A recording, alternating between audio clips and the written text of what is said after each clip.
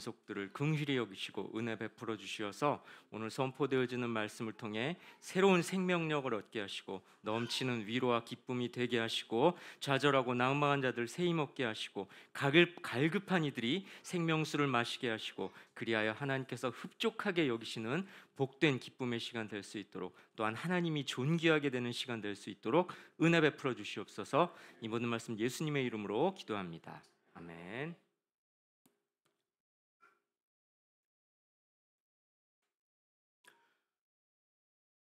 살다 보면 누군가에게 위로를 받을 때가 있습니다. 아마 내 처지를 잘 이해해주고 나에게 공감해줄 때 위로를 받는 것 같습니다. 막 똑똑하고 막 잘난 사람이 나보다 뭔가 우월적 위치에 있는 사람이 그래 그래 별일 아니야 뭐 이렇게 해주는 것보다는 뭐 그것도 위로가 되지만 어찌 되었든 나한테 깊이 공감해주는 사람, 같이 아파해주고 내 마음을 알아주는 이한테 우리가 위로를 받는 것 같아요. 반면에 무슨 말을 해도 위로가 안 되는 경우도 있습니다. 당신 나 생각해서 하는 말인 줄은 알겠는데 다 맞는 말인데 위로는 안 되네. 뭐 이런 거죠. 오늘 살펴볼 시편 말씀도 그런 경우를 담고 있는데요. 한 구절 한 구절씩 살펴보면서 우리에게 주신 의미를 상고해 보겠습니다. 시편 77편 1절 말씀 화면 보시고 처음부터 함께 읽습니다. 아삽의 시 인도자를 따라 여두둔의 법칙에 따라 부르는 노래. 내가 내 음성으로 하나님께 부르짖으리니 내 음성으로 하나님께 부르짖으면 내게 귀를 기울이시리로다. 자, 우선 이 시가 어떤 시인지 표제부터 살펴볼까요? 표제는 뭐냐 하면요, 시편을 보시면 이렇게 저기 화면에 보시면 꺽쇠라고 할까요? 이렇게 돼 있는 게 있죠, 양쪽에. 그렇게 돼 있는 걸 우리가 이제 표제다 이렇게 부릅니다. 말 그대로 이 시의 표지, 제목 뭐 이런 거죠. 자, 표제를 보십시다. 아삽의 시라고 합니다. 아삽이라는 구약 시대 사람이 지은 시네요. 여두둔의 법칙에 따라 부르는 노래라고 하는데요. 이거 큰일 났습니다. 갈수록 알아들을 수 없는 말만 나오죠. 여두둔이 뭐냐 하면 사람 이름입니다. 다윗 왕 때 성전에서 악기를 연주하고 노래했던 레위인이었어요. 한마디로 이 시편은 아삽이 작사하고 여두둔이 작곡했다, 이런 뜻입니다. 어렵지 않죠? 자, 이제 본격적으로 내용을 볼까요? 내가 내 음성으로 하나님께 부르짖으리니 내 음성으로 하나님께 부르짖으면 내게 귀를 기울이시리로다. 그렇습니다. 시인은 지금 하나님께 부르짖고 있는데요, 절박한 상황에 처해 있는 것 같습니다. 위기 상황에 말이죠. 내 음성으로 하나님께 부르짖는다, 이 말을 두 번이나 반복하죠. 보시면 그 정도로 지금 문제가 심각하고 절박한가 봅니다. 이 문제를 해결해 달라고 하나님께 간절히 매달려 기도하고 있죠. 그런데요, 하나님께 부르짖으면 내게 귀를 기울이시리로다. 하나님께 부르짖으면 하나님께서 귀담아 주시고 귀담아 들어주시고 문제를 해결해 주실 거다, 이렇게 시인은 믿고 있습니다. 그렇습니다. 문제에 봉착했을 때는 다른 것 찾지 말고 하나님을 찾아야 합니다. 하나님은 눈에 보이지 않으니 당장 도움이 안 될 것 같고 눈에 보이는 세상 것들은 즉시 욕이 날 것 같죠. 하지만 문제를 주신 분이 하나님이기에 우리는 문제를 만났을 때 하나님께 부르짖어야 합니다. 하나님께서는 이렇게 말씀하셨죠. 이사야 58장 9절 말씀 함께 있습니다. 내가 부를 때에는 나 여호와가 응답하겠고 내가 부르짖을 때에는 내가 여기 있다 하리라. 네, 우리가 부르짖을 때 하나님께서 응답하시겠다고 하나님께서는 분명히 말씀하셨습니다. 그리고 시인은 그 하나님의 도움을 확신하고 있는 것 같습니다. 그래서 이렇게 고백하죠. 이어지는 말씀 볼까요? 77편 2절 말씀 함께 읽습니다. 나의 환난 날에 내가 주를 찾았으며 밤에는 내 손을 들고 거두지 아니하였나니 내 영혼이 위로받기를 거절하였도다. 환난이 닥치자 시인은 누구를 찾았습니까? 주를 찾았습니다. 주님께서 도와주실 걸 확신했기 때문에 환난의 때에 다른 것 찾지 않고 주를 찾았죠. 아주 바람직한 신앙인의 모습인 것 같습니다. 밤에는 내 손을 들고 거두지 아니하였나니, 여기서 밤이란 심야 시간대를 말하는 게 아니고요, 밤처럼 어두컴컴한 상황을 말하는 겁니다. 환난의 때를 말하는 거죠. 손을 들고 거두지 않았다는 건 기도를 멈추지 않았다는 겁니다. 당시 이스라엘 사람들은 간절하게 기도할 때 두 손을 들고 기도했던 것 같습니다. 자, 우리 어린이들, 자, 예배 시간이에요. 앞으로 나오는 건 아니에요. 네. 다시 어디까지 했습니까? 손을 들고 거두지 않았다는 건 기도를 멈추지 않았다는 거예요. 당시 이스라엘 사람들은 간절하게 기도할 때 이렇게 손을 들고 기도했던 것 같습니다. 자, 그러니 이게 무슨 말입니까? 밤처럼 어두운 환난의 때에도 나는 기도를 멈추지 않았다. 시인은 이렇게 고백하고 있습니다. 그런데요, 시인의 속마음은 사실 이랬습니다. 내 영혼이 위로받기를 거절하였도다. 이게 본심이었다는 겁니다. 위로받기를 거절했다고요? 이게 무슨 말입니까? 너무나도 슬퍼서 그 어떤 말도 위로가 되지 않았다는 겁니다. 나 위로 안 받을래. 이 말은 지금 무슨 말을 해도 나한테 위로가 되지 않을 정도로 내가 지금 힘들다라는 겁니다. 성경에서도 이런 경우를 볼 수 있죠. 창세기 37장 35절 말씀 볼까요? 다음 말씀입니다. 함께 있습니다.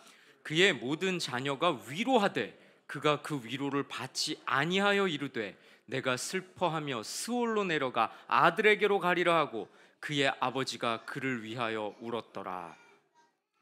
야곱 이야기인데요, 아들 요셉이 죽었다고 생각했습니다. 위로를 마다하죠. 내가 아들에게로 가리라. 나도 아들 따라 죽어버리겠다. 이렇게 울며 애통해합니다. 시편 시인도 마찬가지입니다. 극도의 슬픔 속에 빠져 있죠. 무슨 말을 해도 위로가 되지 않는다는 겁니다. 급기야 시인은 이렇게 자신의 심경을 토로합니다. 시편 77편 3절 4절 말씀 함께 읽습니다.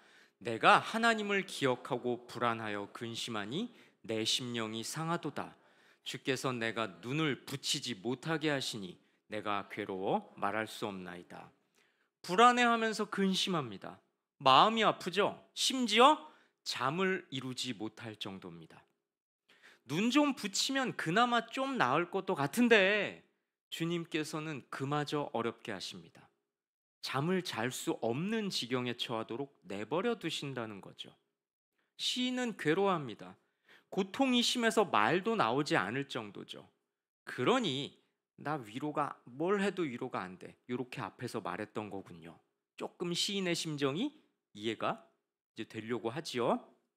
자, 그런데요, 우리가 주목할 건 이 부분입니다. 내가 하나님을 기억하고 불안하여 근심하니. 하나님을 기억하는데도 고통스러워하네요. 아니, 앞에서 뭐라고 했나요?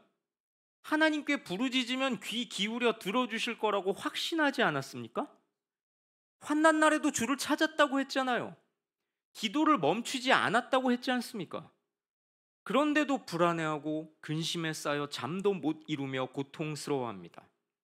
하나님을 기억하기 때문에 힘을 내는 게 아니라 하나님을 기억하는데도 힘겨워하고 있다는 거죠. 대체 무슨 까닭일까요?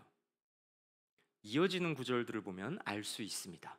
자, 이어서 7절로 9절 함께 읽습니다. 주께서 영원히 버리실까? 다시는 은혜를 베풀지 아니하실까? 그의 인자하심은 영원히 끝났는가? 그의 약속하심도 영구히 패하였는가? 하나님이 그가 베푸실 은혜를 잊으셨는가? 노하심으로 그가 베푸실 긍휼을 그치셨는가 하였나이다. 그렇군요. 시인이 하나님을 기억하면서도 불안해하고 근심하는 까닭을 알겠습니다. 환난 중에 있는 시인은 간곡하게 기도했습니다. 하나님께서 구해 주시길, 이 상황에서 꺼내 주시길 말이죠. 그런데 하나님께서는 침묵하시는 것 같습니다. 응답이 없으신 것 같습니다. 왜요? 내 상황은 변함이 없으니까요. 문제는 해결되지 않고 고통은 줄어들지 않고 있으니 말이죠. 그러니 시인은 이렇게 탄식합니다. 주께서 영원히 나를 버리시는 건가? 이제 다시는 은혜를 베풀지 않으시는 건가? 하나님의 인자하심도 이제 끝나버린 건가? 내 구원자가 되주시겠다는 그 약속도 이제 영구적으로 폐지된 건가? 하나님이 은혜 베푸시기를 잊으셨는가? 화가 나셔서 긍휼을 베푸시기를 멈추셨는가? 이렇게 비탄에 빠져 절규합니다. 왜요? 환난 중에서 간곡하게 하나님의 구원을 요청하는 간구를 했음에도 하나님께서는 침묵하는 것처럼 느껴지기 때문입니다. 내가 하나님으로부터 진노를 받았나? 하나님께 버림받은 건 아닌가? 이런 생각을 하고 있는 겁니다. 하나님의 즉각적인 응답이 없자 근심하고 불안해하며 절망하고 있는 거죠. 성도 여러분, 이런 경험 있지 않으십니까? 하나님께 간절히 간구하고 있지만 하나님께서 무관심한 것처럼 느껴질 때 말입니다. 응답이 없는 것 같고요. 나를 버리셨나? 나에게 진노하시는 건가? 이렇게 생각될 때 말입니다. 자, 과연 시인은 이 문제를 어떻게 극복할 수 있을까요? 이어지는 말씀 봅니다. 10절과 11절 함께 있습니다. 또 내가 말하기를 이는 나의 잘못이라 지존자의 오른손에 해 곧 여호와의 일들을 기억하며 주께서 옛적에 행하신 기한 일을 기억하리이다. 차근차근 보십시다. 이는 나의 잘못이라. 지금까지 자기가 절망했던 건 하나님께 책임이 있는 게 아니라 자기 잘못이라는 겁니다. 신앙이 약해진 자기 탓이라는 거죠. 왜 갑자기 이런 말을 하는 걸까요? 하나님이 자기를 잊으셨다고 버리셨다고 낭망하던 시인이 무슨 까닭이길래 갑자기 자기 탓이라고 하는 걸까요? 말씀을 주목해서 볼까요? 지존자의 오른손에 해 곧 여호와의 일들을 기억하며 주께서 옛적에 행하신 기한 일을 기억하리이다. 오른손이란 하나님의 권능을 상징하는데요. 지존자이신 하나님께서 권능을 행사하셨던 때를 회상해 보니 옛적에 초자연적인 일을 행하셨던 기억을 떠올려 보니 하나님에 대한 믿음을 회복하게 된 겁니다. 하나님께서 과거에 베푸셨던 기적적인 은혜의 역사를 생각해 보니 하나님한테 문제가 있는 게 아니라 내가 믿음이 없었던 거구나, 내 잘못이구나, 이런 생각을 하게 됐다는 겁니다. 자, 그러면 하나님이 베푸신 기적이란 구체적으로 어떤 일일까요? 이어지는 말씀을 통해 알 수 있습니다. 14절 말씀 함께 볼까요? 읽습니다. 주는 기이한 일을 행하신 하나님이시라. 하나님께서는 기이한 일, 다시 말해 기적을 베푸셨는데요. 온 민족들에게 당신의 능력을 보여주셨습니다. 대표적인 예가 바로 출애굽 사건이죠. 애굽에서 포로로 살던 이스라엘 백성들을 꺼내주신 사건은 애굽뿐만 아니라 주변 민족들에게까지 알려졌죠. 온 세상이, 온 민족들이 하나님의 권능을 보고 하나님을 경외했습니다. 저 이스라엘 민족들이 섬기는 여호와라는 신이 노예 생활하던 그 민족을 애굽에서 초자연적인 역사를 베푸시면서 꺼내주셨네? 우와, 저 민족이 믿는, 저 이스라엘 사람들이 믿는 여호와라는 그 신의 능력이 대단하구나, 이렇게 알게 됐다라는 겁니다. 다음 구절 볼까요? 15절 말씀 함께 있습니다. 주의 팔로 주의 백성 곧 야곱과 요셉의 자손을 속량하셨나이다. 자, 지금 시인이 옛날에 하나님께서 이스라엘 백성들에게 베푸셨던 기적적인 일들을 지금 자꾸 떠올려 보는 겁니다. 떠올리는 일환의 그 구절이에요. 근데 지금 출애굽 사건을 계속 염두에 두고 시인이 노래하는 것 같습니다. 주의 팔로, 하나님의 능력의 팔은 야곱과 요셉의 자손, 다시 말해 이스라엘 백성들을 구원해 주셨죠. 애굽에서 꺼내 주신 것도 그 대표적인 사건이지 않습니까? 이런 하나님의 역사를 떠올리자 시인은 힘을 얻게 된 겁니다. 아, 하나님께서 이런 기적의 역사를 펼치셨었지. 이런 기억이 떠오르자 하나님에 대한 부정적인 생각을 떨칠 수 있게 된 거죠. 나를 버리셨나? 하나님이 나한테 관심이 없으신가? 나한테 화가 나셨나? 아니면 하나님 주무시나? 요런 하나님에 대한 부정적인 잠깐 들었던 나의 생각이 잘못되었다라는 것을 알게 됐다. 이렇게 노래하고 있는 겁니다. 말씀 계속해서 볼까요? 16절 말씀 함께 있습니다. 하나님이여 물들이 주를 보았나이다. 물들이 주를 보고 두려워하며 깊음도 진동하였고. 여기서 물이란 뭘까요? 그러면 지금 출애굽 사건을 염두에 두고 시인이 노래하고 있죠? 그럼 저 물은 무슨 물일까요? 홍해를 말하는 건데요. 홍해가 주를 보고 두려워했다는 건 주께서 홍해를 가르신 사건을 시적으로 표현한 겁니다. 깊음도 진동했다는 건 깊은 홍해 바닷속까지 하나님의 권능이 미쳤다는 거죠. 하나님의 권능이 그토록 광대함을 시인은 회고하고 있습니다. 계속해서 17절 볼까요? 함께 있습니다. 구름이 물을 쏟고 궁창이 소리를 내며 주의 화살도 날아갔나이다. 구름이 물을 쏟는다는 건 폭우를 말하는 건데요. 이스라엘 백성이 홍해를 다 건너자 무슨 일이 일어났나요? 갈라졌던 바닷물이 다시 합쳐졌습니다. 쫓아오던 애굽 군대가 수장돼 버렸죠. 이 일을 구름이 물을 쏟는다, 마치 폭우가 내린 것처럼 묘사한 겁니다. 궁창이 소리를 냈다는 건 천둥 소리를 말하는 거고요. 주의 화살이 날아갔다는 건 번개를 말하는 겁니다. 하나님께서 이스라엘 백성을 구원하시려고 애굽 군대에 진노를 내리셨는데요. 그 사건을 이렇게 시적으로 표현한 겁니다.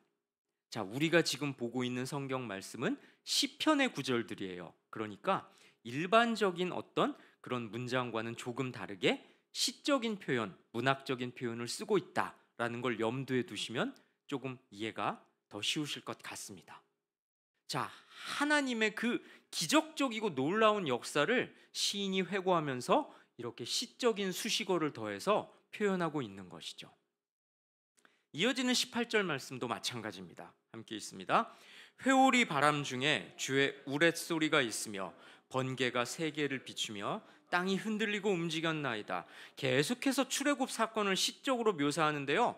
회오리 바람이 몰아치고 우레와 같은 소리가 들리고 번개가 치고 땅이 진동할 정도였다고 합니다.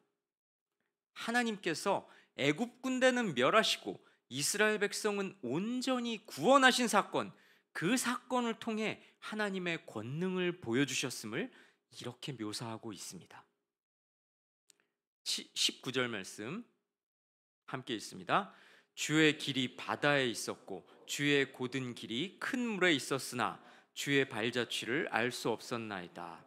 주의 길, 다시 말해 하나님께서 홍해를 가르고 내신 길이 이스라엘을 생명으로 인도했습니다.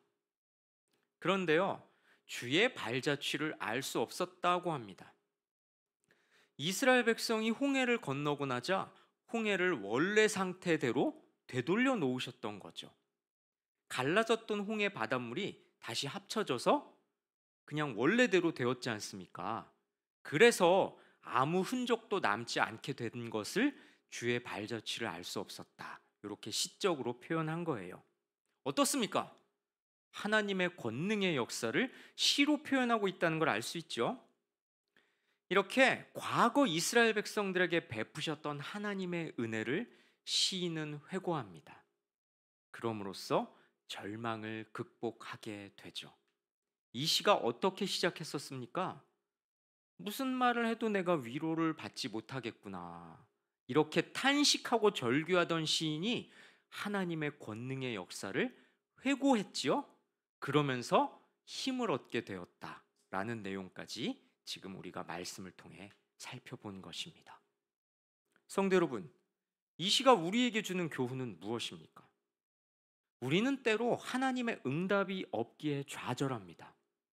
답답한 내 상황이 해결되지 않고 하나님은 침묵하시는 것 같아서 낭망합니다. 고통 속에서 하나님께 간구했지만 하나님은 무심한 듯 여겨지기도 합니다. 그런데요, 그 낭망의 때에도 시인이 그랬던 것처럼 우리는 하나님을 묵상해야 합니다. 극심한 환난 속에서 시인은 불안해했고 신앙에 대해서 회의를 느끼기도 했습니다. 하지만 하나님을 묵상함으로써 절망을 극복하고 회복하게 됩니다. 하나님은 눈에 보이지 않고 눈에 보이는 세상 것들은 당장 도움이 될 것 같아 세상을 향해 달려가는 어리석음을 범해서는 안 됩니다. 여러분은 어떻습니까? 인생의 위기가 닥쳤을 때 어디를 가고 누구를 찾으십니까? 핸드폰을 들고 가장 친한 지인의 번호부터 누르지는 않습니까? 일탈이나 유흥으로 현실로부터 도피하려고 하지는 않습니까? 야, 아무개야, 미아 삼거리로 나와라. 속된 표현으로 오늘 뭐 이렇게 기울이자. 내 옆에 좀 있어다오. 세상 사람들이 많이 이러죠. 그러면서 잠시라도 아픔을 잊어보겠다고, 혹은 공감해주는 사람과 이야기해 보겠다고 시도합니다. 그런데요, 시인이 그랬던 것처럼 우리가 하나님을 주권자로 마음에 모신다면 그래서는 안 되겠지요. 문제 앞에서 우리는 먼저 하나님의 뜻을 구하고 하나님께 호소해야 합니다. 문제를 놓고 하나님께 구한다는 건 내가 원하는 결과를 달라고 하나님께 떼쓰라는 게 아닙니다. 문제 앞에서 하나님께 간구하는 건 그 일의 배후에 하나님이 계시다는 걸 인정하는 신앙입니다. 내 인생의 주인이 하나님이시고 내 인생이 하나님 손에 달려 있음을 믿는다면 문제 너머에서 역사하시는 하나님께 아뢰셔야 합니다. 하나님께서 문제의 해결자이시니 선한 길로 인도해 주실 것을 믿으며 하나님의 뜻에 순종해야 합니다. 때로는 하나님의 응답이 너무 더디다고 나를 버리신 것 같다고 생각될 때 그때에도 우리는 하나님을 신뢰해야 합니다. 에스겔서 말씀 볼까요? 함께 읽습니다. 그러므로 너는 그들에게 이르기를 주 여호와의 말씀에 나의 말이 하나도 다시 더디지 아니할지니 내가 한 말이 이루어지리라. 나 주 여호와의 말이니라 하셨다 하라. 나의 말이 하나도 다시 더디지 아니할지니 내가 한 말이 이루어지리라. 그렇습니다. 우리 하나님께서는 약속을 지키시는 신실하신 분입니다. 당신의 백성을 향한 열심은 변함이 없으십니다. 우리 인간의 시간 속에서 하나님의 역사는 더딘 것 같을지라도 하나님의 시간 속에서는 조금도 더디지 않습니다. 하나님께서는 당신의 말씀이 반드시 이루어지리라고 분명하게 계시하셨습니다. 그러니 우리는 내 힘으로 해결할 수 없는 너무나도 커 보이는 문제 앞에서 다른 해결책을 찾지 말아야 합니다. 여호와를 의뢰하고 여호와께 문제를 의탁해야 합니다. 문제의 해결책을 하나님의 말씀 안에서 찾는 자가 참 신앙자입니다. 게다가요, 하나님께서는 종종 우리가 예상한 것과는 다른 방식으로 일하십니다. 우리의 기대를 뛰어넘는 놀라운 일들을 예비하시기도 합니다. 앞에 봤던 19절 말씀 다시 한번 볼까요? 함께 읽습니다. 주의 길이 바다에 있었고 주의 곧은 길이 큰 물에 있었으나 주의 발자취를 알 수 없었나이다. 주의 길이 바다에 있었고 주의 곧은 길이 큰 물에 있었으니 하나님께서 홍해를 갈라서 이스라엘을 구해내신 일을 시적으로 표현한 그런 내용인데요. 그런데요, 주의 발자취를 알 수 없었다고 합니다. 이게 무슨 말일까요? 지금 이 예배당도 어린이들의 발자취를 알 수가 없네요. 아까까지 막 이렇게 뭐라 그러면 좋을까요? 막 활기가 있었는데 설교자가 앞에서 설교해 보니 활기가 있는 게 낫네요. 혹시 어린이들이 바깥에 있으면 같이 예배해도 좋을 것 같습니다. 뭐 다른 얘기인데요. 뭐 이것은 성경적으로도 그렇고요. 설교자의 마음도 그런데 이제 장년 성도들이 예배에 어려움을 겪을까봐 이제 아이들을 데리고 나가시는 것도 틀리진 않은데 사실 성경적으로는 함께 예배하는 것이 더 옳습니다. 시끄럽더라도요. 예수님 때 주일학교가 있었을까요? 없었습니다. 예수님께서 설교하실 때 갓난아기부터 노년까지 한 자리에서 말씀을 들었을 겁니다. 물론 설교자는 예수님과는 뭐 당연히 그런 존재가 아니지만 함께 예배하는 것은 성경적으로 옳습니다. 네. 좀 혹시 그런 마음에 어려움이 있어서 어린이들과 부모님이 밖에 계실까봐 제가 말씀드렸습니다. 함께 예배하는 것은 옳고요. 우리 장년 성도님들이 조금 더 집중해 주시면 방해가 안 될 것 같네요. 네. 자, 다시 본론으로 들어가 보십시다. 주의 길이 바다에 있었고 주의 곧은 길이 큰 물에 있었으나 홍해를 가르신 일을 지금 말하는 건데 주의 발자취를 알 수 없었다. 이게 아주 의미심장합니다. 이거 시적인 표현인데요. 하나님의 역사하심이 심오하기 때문에 인간이 다 헤아려 알 수 없다는 뜻을 담고 있습니다. 그렇습니다. 하나님의 생각과 우리의 생각이 다릅니다.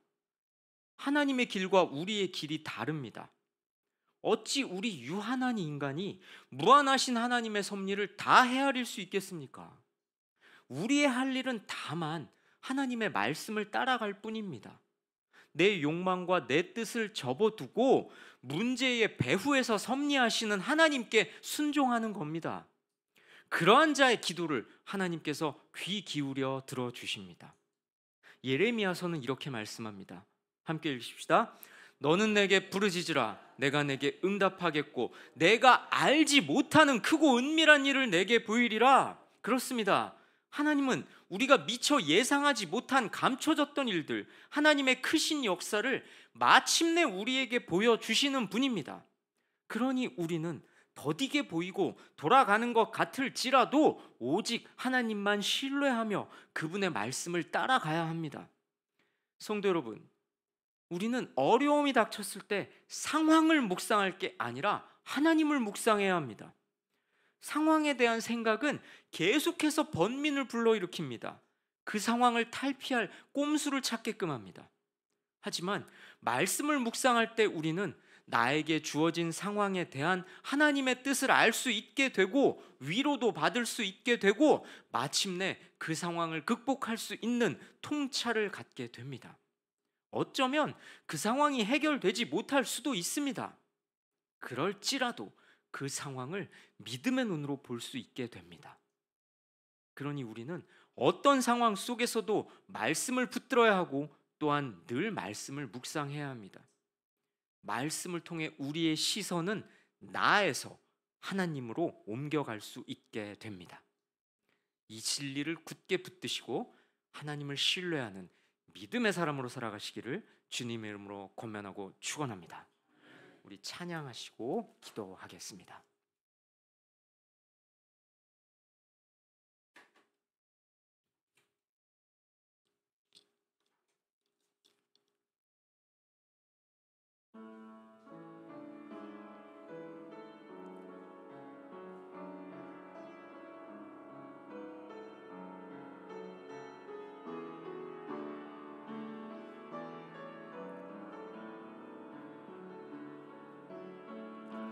주께 가오니 날 새롭게 하시고 주의 은혜를 부어주소서.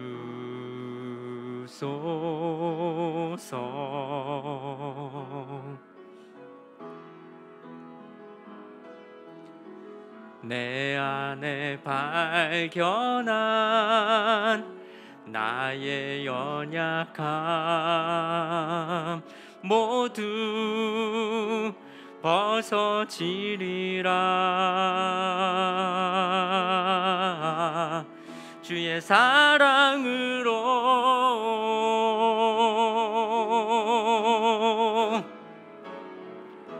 주 사랑 나를 붙드시고